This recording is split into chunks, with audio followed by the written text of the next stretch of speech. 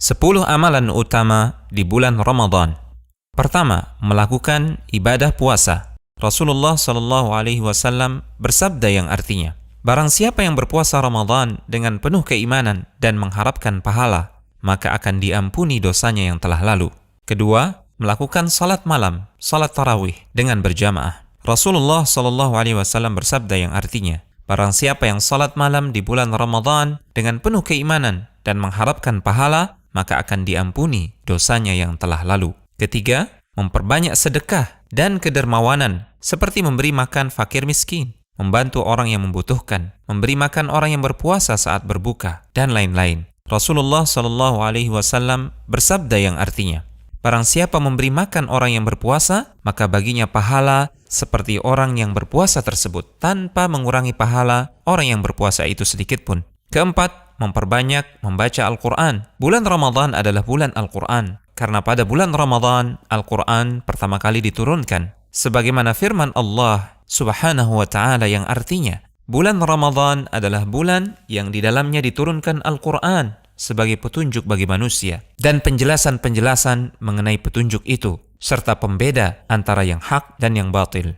Kelima, melaksanakan ibadah umrah. Rasulullah SAW bersabda yang artinya, umrah pada bulan Ramadan sama pahalanya seperti melakukan haji. Keenam, melakukan i'tikaf di masjid. Dari Aisyah radhiyallahu taala anha, beliau mengisahkan, sesungguhnya Rasulullah SAW melakukan i'tikaf di 10 hari terakhir Ramadan hingga Allah Subhanahu wa taala mewafatkan beliau. Kemudian para istri beliau sepeninggal beliau juga melakukan i'tikaf. Ketujuh, mencari keutamaan Lailatul Qadar dengan bersungguh-sungguh dalam beribadah. Rasulullah SAW bersabda yang artinya, barang siapa yang salat malam pada malam Lailatul Qadar dengan penuh keimanan dan mengharapkan pahala, maka akan diampuni dosanya yang telah lalu. Kedelapan, menyegerakan berbuka puasa dan mengakhirkan sahur.